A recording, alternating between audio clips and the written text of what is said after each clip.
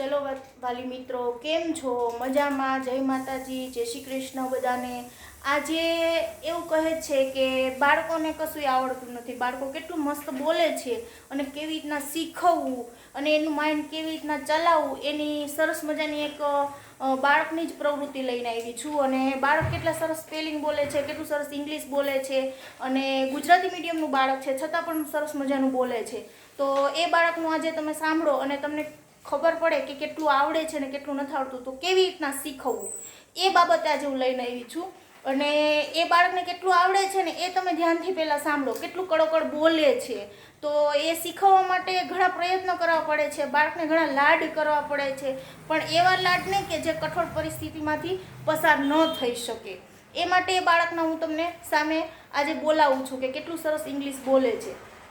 DOG dog એટલે કૂતરો, CAT cat એટલે બિલાડી, COW કાવ એટલે ગાય, MOUSE માઉસ એટલે ઉંદર, SHEEP શીપ એટલે ઘેટું, HORSE હોર્સ એટલે ઘોડો, GOAT ગોટ એટલે બકરી, MONKEY મંકી એટલે વાંદરો, DONKY ડોંકી એટલે ગધેડો, DRR ડિયર એટલે હરણ, પછી RABBIT રેબિટ એટલે સસલું, LAMEL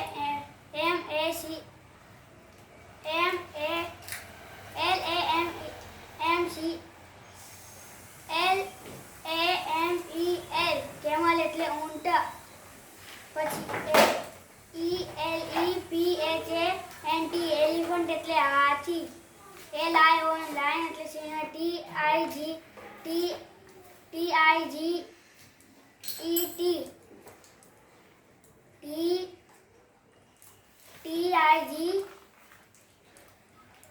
ટાઈગર એટલે વાઘ, PIG પીગ એટલે સુવર, SPURREL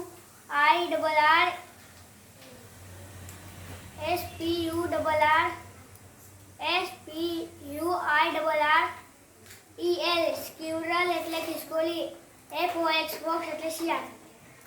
વેરી ગુડ. કેટલું સરસ બાળકે બોલ્યું છે. અને થોડુંક અટકે તો ખરા, જો બાળક પહેલી વખત આટલું સરસ બોલતું હોય અને ઇંગ્લિશમાં આટલા સરસ 20 સ્પેલિંગ જેવા પોતે પાકા કરી શકતા હોય, તો હું એક વાલીશ્રીનો મેસેજ મોકલું છું કે ઇંગ્લિશ મીડિયમ અને ગુજરાતી મીડિયમમાં બાળકને આપણે ક્રેઝ છે અત્યારે ઇંગ્લિશ મીડિયમનો, તો એ કેવી રીતના દૂર કરવો અને ઇંગ્લિશ મીડિયમ અને ગુજરાતી મીડિયમમાં શું ફરક છે, તો આ બાબતે હું એક વિડીયો બનાવવા ચોક્કસ કહીશ કે ઇંગ્લિશ મીડિયમ અને ગુજરાતી મીડિયમમાં બાળકને બેસાડવું એ વાલીનો પ્રશ્ન છે કે કયા મીડિયમમાં બેસાડવું, એમ કે ગુજરાતી મીડિયમમાં એને આવડશે કે ઇંગ્લિશ મીડિયમમાં આવડશે, કઈ ભાષા એને પહેલાં શીખવાડવી જોઈએ, કઈ સ્ટેટનું છે, આ બધી બાબતને ધ્યાનમાં રાખી અને આ એક બાળક છે ને ગુજરાતી મીડિયમનું જ બાળક છે, ઇંગ્લિશ મીડિયમનું બાળક છે નહીં. અને અહીંયા મારી પાસે બેઠેલા દરેક બાળક ગુજરાતી મીડિયમના છે છતાં પણ કેટલું સરસ ઇંગ્લિશ અને ગણિત ભણી શકે છે.